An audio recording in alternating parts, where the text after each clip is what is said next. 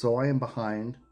I'm doing the lyric reading for my most recent playthrough release of the song Wanderwalker off my upcoming album Luminarium, dropping in November.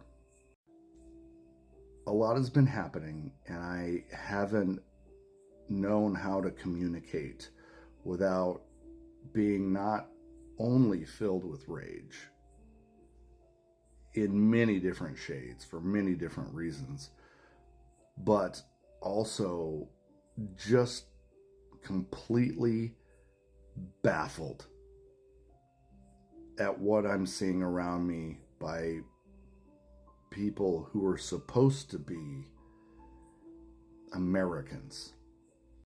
And so, as I've said, when I release these playthroughs promoting this record, I do them randomly.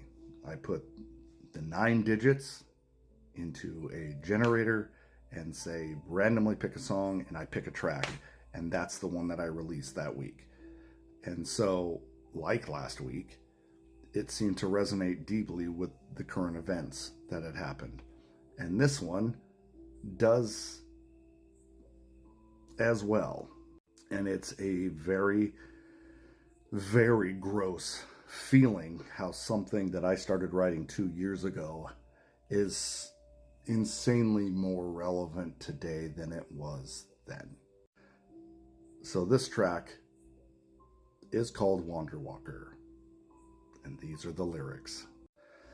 The blood of many fills cracks and cobblestones. Mothers of children fill streets with screams and moans. 35 died and 23 will see a change that will define reality.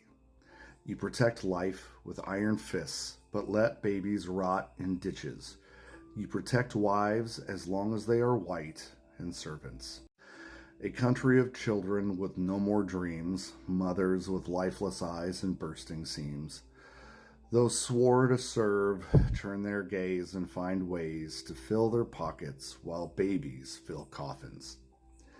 You protect life with iron fists, but let babies rot in ditches.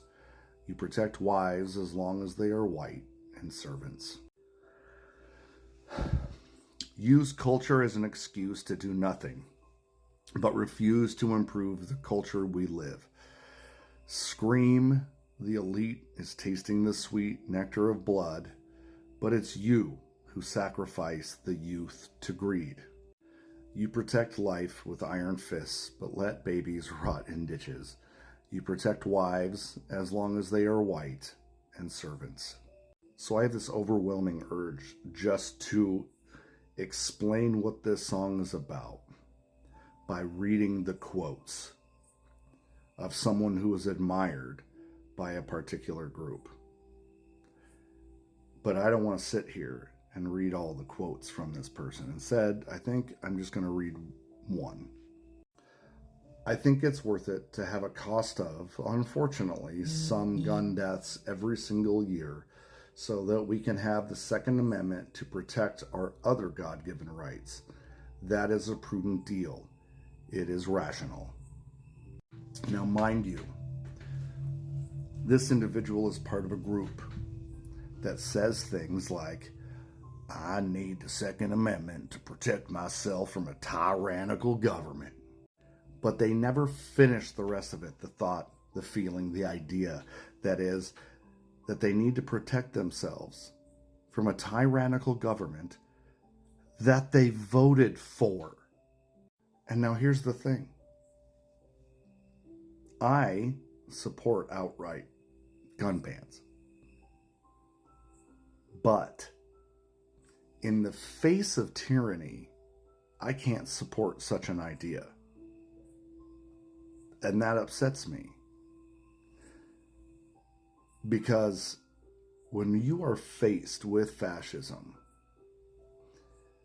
if there is an outright gun ban, we can't protect ourselves against that tyranny.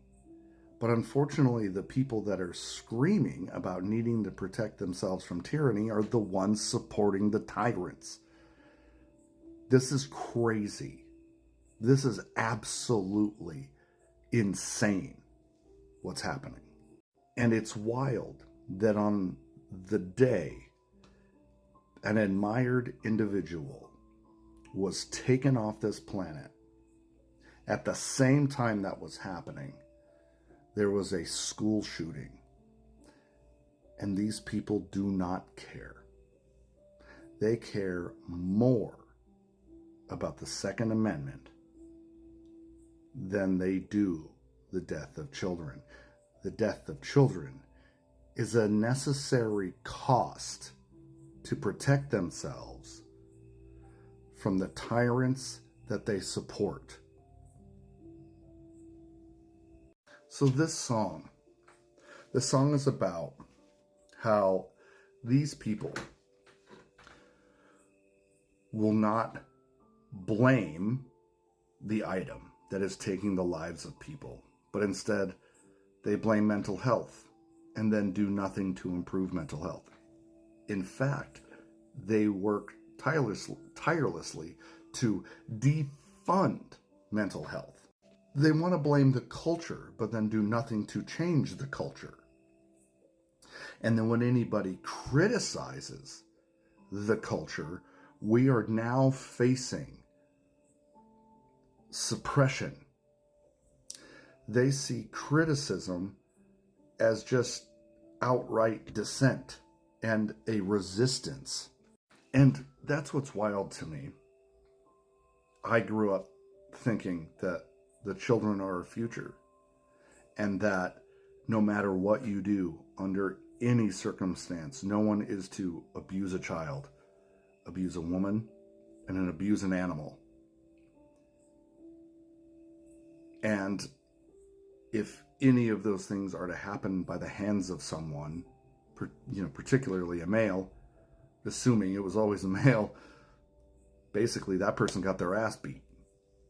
You drug them behind their house into their backyard and you beat the shit out of them, and then that person would learn their lesson.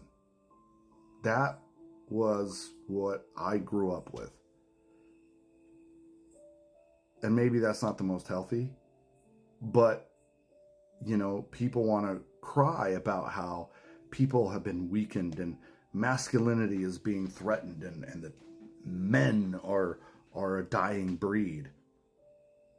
But the party that is saying that men are a dying breed are also the ones that are standing by and behind tyrants, rapists,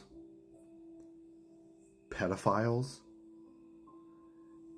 And I saw a post on Facebook that said, "I know I'm a dick for saying I care more about a class of dead first graders than I do about a guy who said those kids dying was acceptable." And that makes me nervous even saying that, because what happens next? What are we doing in this country where when someone says that a few deaths, doesn't specify which ones, he just says, a few deaths are okay if it means that we have our Second Amendment rights. What kind of culture is that? That we're just okay. We're just okay with doing nothing while school shootings are increasing every week. Now we have lynchings, and the white pointy hoods are coming back. Swazis are hitting the streets, screaming about white power and white men will fight back in the name of this guy dying. What is this culture we're living in? What is this culture where we protect the most elite, the most rich people hurting kids on every facet you can think of? What is this country becoming? What has this country become? This song is criticizing people like you who have created a culture that protects people who murder and rape children.